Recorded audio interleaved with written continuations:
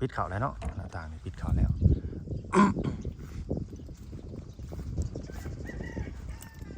แต่ว่าตรงนี้นะคือมันตกเมื่อคืนนี่เขาแบบโบเรืออะไรตัวนี้นะเนาะเปียกแน่นอนเลยมันชาดก็ได้บอกว่าฝนมาทางนี้เลยเนาะฝนมันมาทางทิศตะวันตกเฉียงใต้บอกตัวนี้เฉียงใต้หรือเฉียงเหนืองงบ่าวเล่านี่ก็งงน้ำเฉียงใต้เฉียงเหนือแต่ว่าทิศใต้ทิศเหนือทางนี้ทิศเหนือเนาะทางนี้ทิศใต้ตัวน่ะเฉียงตัวน่ะเฉียงเหนือเนาะแม่นแหละแม่ว่าถือแล้วเฉียงใต้เนาะมันมาทางเฉียงใต้คนพายุมันมาทางนั้นเนาะมันเลยเข้าส่งนี่เต็มเลยนี่นะเข้าส่งตัวนี้เต็มเลยไปขึ้นไปเบิ่งทางเทิงนำกันแดนก็ยังมาในท่าสีตัวนี้เนาะเพราะว่าเขากบมาใหม่ๆเด็กลูกติ่ง1 2 3เหลือ4 มัดคิดว่าคือ4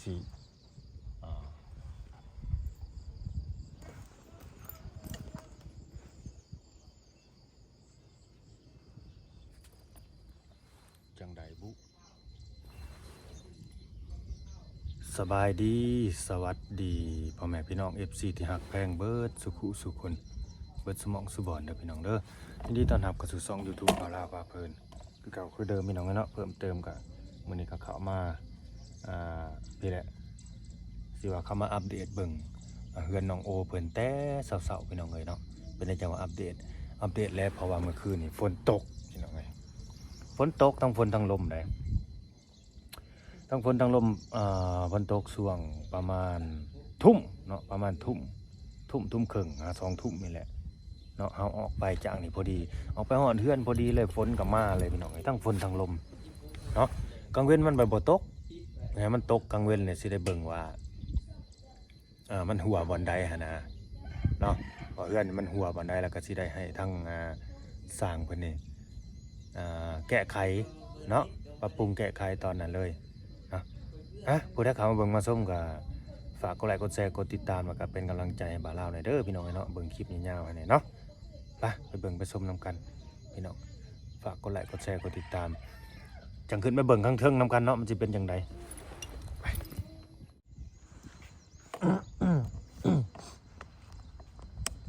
นี่แหละสิประมาณนี้เนาะเบิ่งข้างเทิงนำกันว่าฝนสิสาดบ่หรือบ่สาดสิเบิ่งว่าประตูหน้าต่างเบิ่งว่าน้องมันโอ้เพิ่นนั้นดึงเข้าอยู่บ่หรือว่าจังไดดึงเข้าปิดสนิทอยู่บ่หรือว่าจังไดเนาะตรงประตูหน้าต่างกระตุกกระตอบเป็นจังไดอันนี้ก็เศษไม้นี่ก็ยังบ่ได้เก็บไอ้เมียเด้อพี่น้องเด้อเพราะว่าอันนี้มันยาวเด้อไม้เส้นตัวนี้มันยาวนี่มันต้องใส่ประโยชน์ได้ตัวตรงประตูหน้าต่างนี่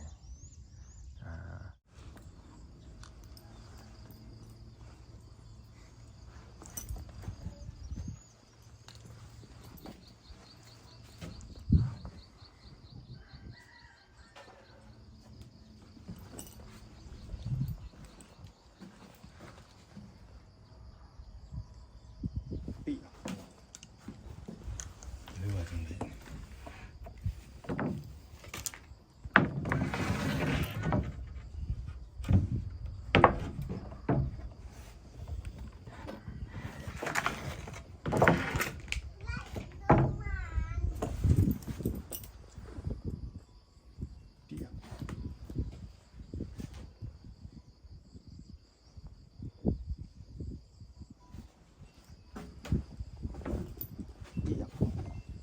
เปียกเบิดมันลมเนาะทั้งฝนทั้งลมนี่ฝนนี่ก็มาทางนี้คักแท้เด้เนาะเดี๋ยวอยากรู้ว่า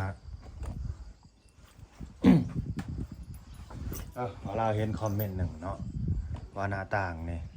บ่แม่นหน้าต่างบานประตูนี่เพิ่นว่าทั้งลาวนี่เขาถือกันแบบนี้บ่เพิ่นว่าถ้าเป็นทางไทยนี่เสียวอันแบบห้องตัวใหญ่นี่ลงลุ่มว่าซั่นแต่ ตัวหน่อยขึ้นเทิงเป็นว่าแนวนั้น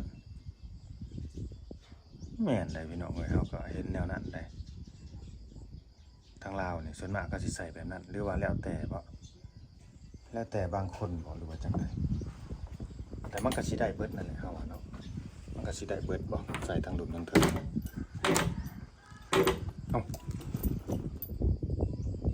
ยังคือตกไว้ได้ตรงหยกบ่นี่อุ้ยมันติ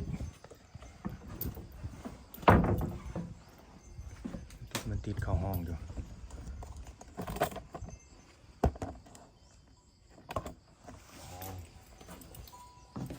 ระยะมันตกนี่แดง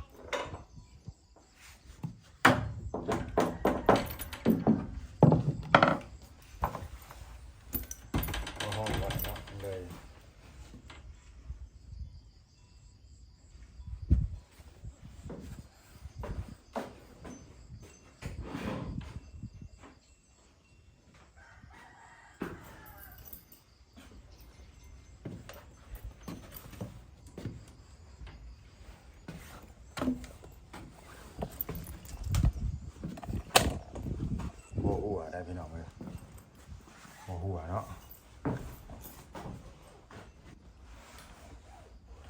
หัว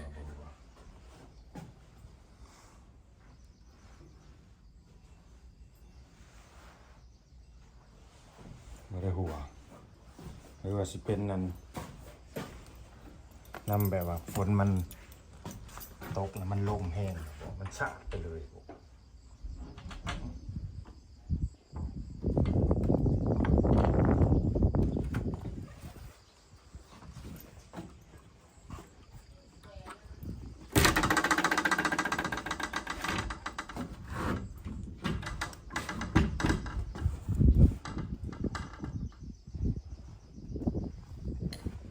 ยักษ์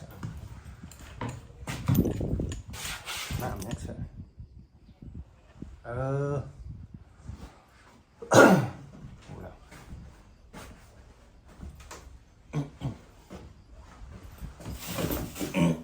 หูแล้วนี่น้ำในลบเนี่ยย่อยลงมาเนาะเพราะว่าบ้านได้ใส่แป้นเลยตัวนี้บ้านได้แล้วได้สายยังสิใส่แป้นอยู่ได้พี่น้องเลยมันจะแป้นก็ไปตีปิดอยู่ได้มันเป็นช่องแบบนี้ได้เนาะยังบ่แล้ว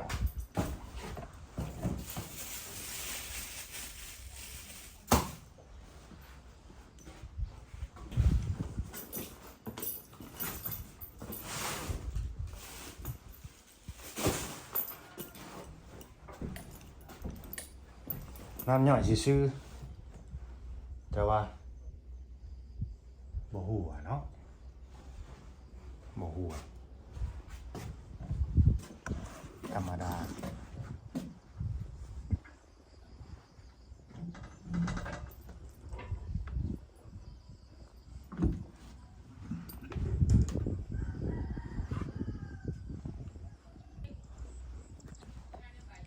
ปอดพี่น้องเลยข้างในปลอดภัยบ่หัวแต่ว่าตัวนี้นี่คือหลับเต็มเลยเนาะFC ว่าโอ้ยทำไมไม่แอมตรงนี้ตรงห้องนี้ใส่ลูกติ่งเยอะเกินไปเห็นป่ะบอกไปอยู่กว่าหลายคนก็ไลน์ว่าหลายคนก็ไลน์เป็นยังพี่น้องเว้ยเนาะบ่เป็นยัง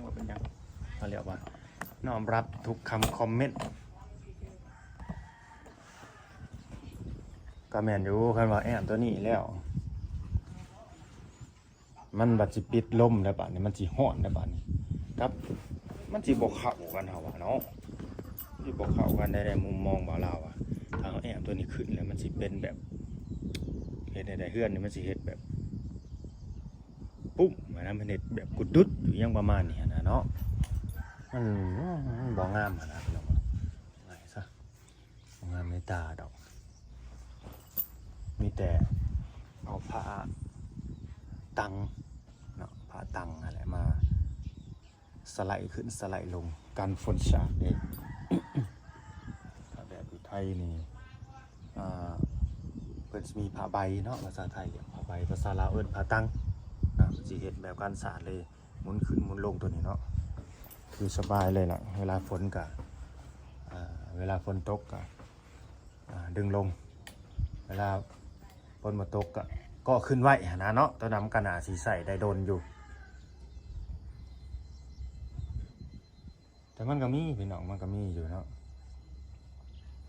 มันก็มีอยู่ลาวนี่ก็มีคือกันเขาก็หาเลาะอยู่ได้พวกรถที่ว่าติดตั้งผ้าใบนะผ้าใบกันสาดกันฝนแบบนี้ได้ข้างหน้าแบบนี้นะแต่หากเบิ่นเข้ามาในนี้แล้วก็บ่ฮู้ราคาอยู่ว่าเท่าใดเนาะนั่นแหละตัวนี้ก็น่าสิใส่ตัวนั้นแหละพี่น้องน่าสิซอยได้อยู่ซอยบรรเทาได้อยู่เนาะน่าจะช่วยบรรเทาได้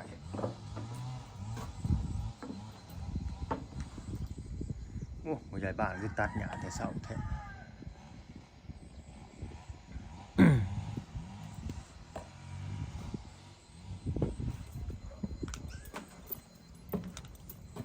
ยังบ่ได้ถ่ายเบิ่งน้องโอได้นี่มันเป็นจังได๋ปาดตัวลังกระตุกมาสังกะสีหลุดลอยเป็นแบบนั้นเลยติยังบ่ได้ไปส่องมันนอนอยู่หั่นบ่หรือว่าจังได๋โหดแท้นี่น่ะเป็นโต่งไว้เลยบ่นะ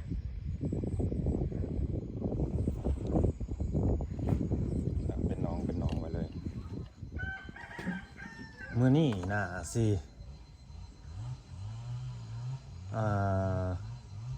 น่าสิเคลียร์เรียบร้อยเนาะงานถึงๆนี่เนาะมื้อนี้ได้ไม้ที่สร้างสิขึ้นไปตีลบใส่ถึงเข้ามานาลงเนาะบอกก็สิขึ้นแนวนี้มื้อนี้น่าสิใส่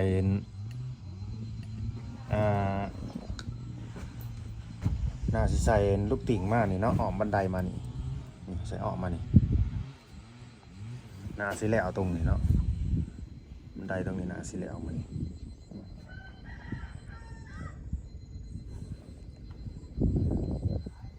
บันไดน่าสิแล้วแล้วก็สร้างน่าสิได้ลงไปเก็บงานตารางแล้วบัด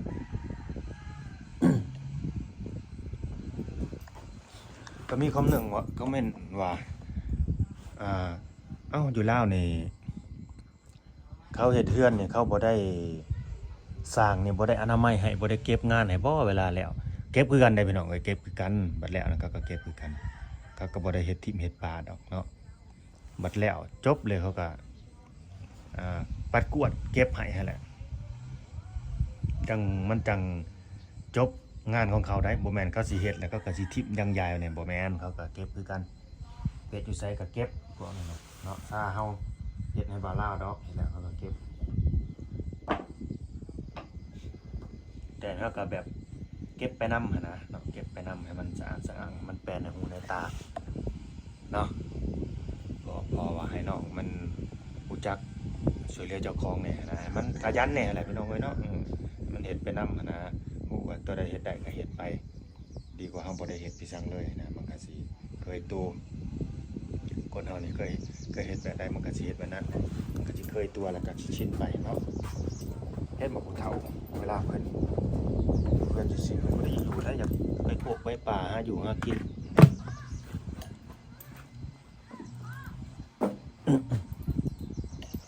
ถือว่าข้างในปลอดไฟเด้อพี่น้องเด้อบ่รั่วไม่รั่วข้างนอกก็ไม่รั่วแต่ว่าสะอาดแต่ว่าตรงนี้น้ำหงเด้อบ่ฮู้ว่าน้ำมันย่อยมันหัวบ่หรือว่าน้ำฝนสาดนะ ขั้นสารมันคือสีหุงอยู่ไหนเนาะบ่หัวแล้ววะพี่น้องเอ้ยบ่หัวแต่ว่าโลซิ่งนี่อันนี้นะทั้งร้อยนะคือหัวได้เนาะแรกๆนะบ่หัวประมาณเดือน2 เดือนนี่นะบ่หัวได้บัดหลายเดือนไปหรือว่าเป็นปีไปนี่หัวเราได้เริ่มหัวเราได้นี่คือสังกะสีเลยอยู่ไสคือการสร้างสิดีสำได้ก็ตามแต่สิร้อยสำได้ก็ตามแต่อันนี้เราเจอมาแล้วเพื่อนเฮาเด้มึงโลซิ่งคือกันแรกๆมันก็บ่หัวพอไม่เหี่ยวไม่แห้งแล้วก็น็อตคันนี้นะมันสีดงขึ้นประมาณนี้นะมันก็เลยหัวเลยซึมลงมาในขนาด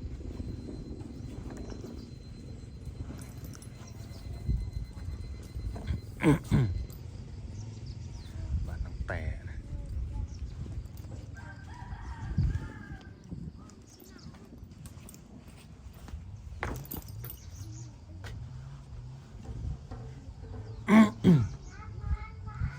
เมื่อวานในตักดินซอยคนดินซอยนี่ยังบ่แล้วสามจังใส่ฝนมาก่อนฝนมาแล้วเนาะมันก็ยุดมันเฮ็ดบ่ได้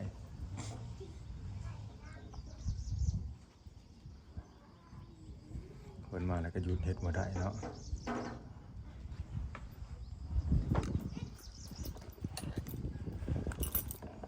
เสียนใหม่นี่ก็ทิ่มลงมาแต่เฮือนนี่บอกให้กองเด้อเมื่อคืนนี่ก็สงสัยฝนตกมาก่อนมันก็เลยบ่ได้กองคือสิแม่นมันก็ปบฝนคือกันนะ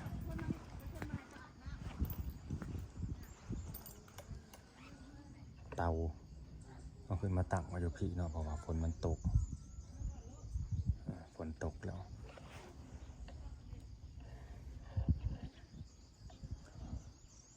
ถือว่าปลอดภัยเนาะ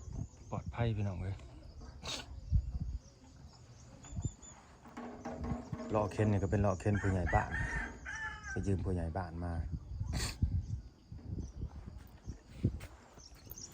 พอเพิ่นโตมาแล้วก็ดินแจ๊บพี่น้องเอ้ยนี่ก็ดีเนาะไม้เส้น2 เส้นนี่น่าสิเป็นค้างคันไดเนาะเป็นแหม่บันไดหั่นแหละครับมันยังเลยใหม่มักใหญ่แต่นี่แหม่บันได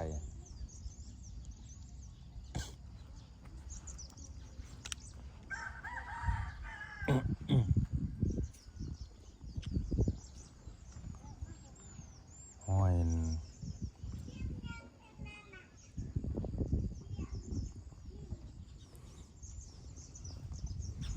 ก็สิบ่ได้นอนอยู่ในนี้ดอกเฮาว่า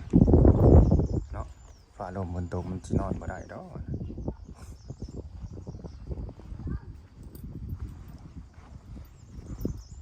เบิ่งสิถ่ายตู้ให้เบิ่งก่อนเด้อพี่น้องเด้อว่าน้องสินอนได้บ่เฮาว่าบ่ส่งสินอนได้เด้อเพราะเบิ่งเอาเบิ่งสภาพเอาสินอนได้เนาะ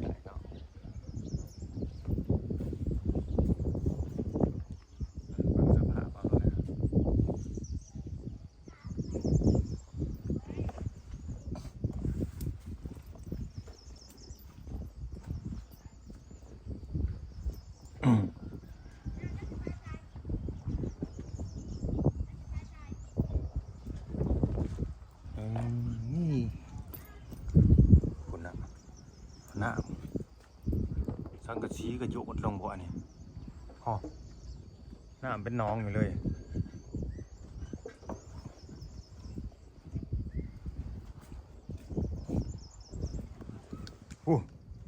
น้ำเต็มกับซาม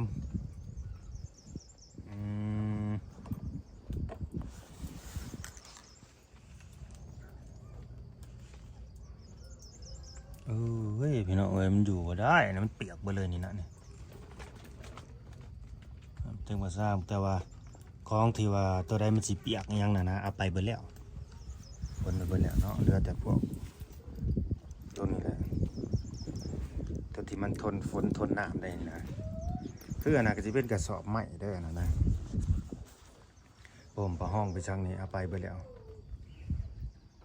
สภาพจักแห้งบ่แห้งจะได้เบิ่งเอาหนามจนเต็มกระซาม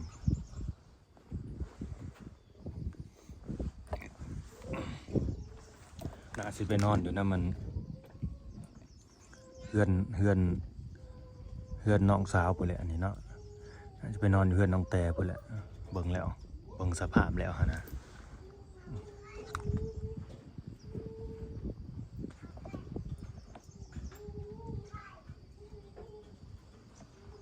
หม้อกระทะบ่อันนี้กะละมังอ่า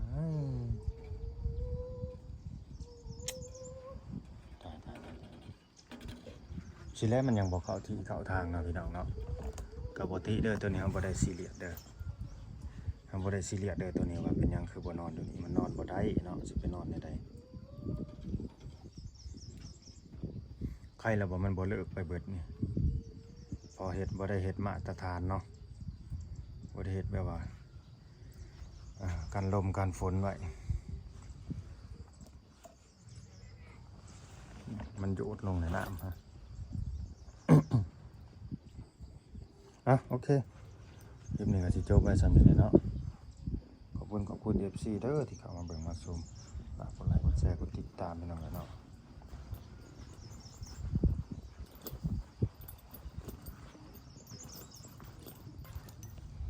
สิไปนอนอยู่กับน้องแต่พุ่นแหละ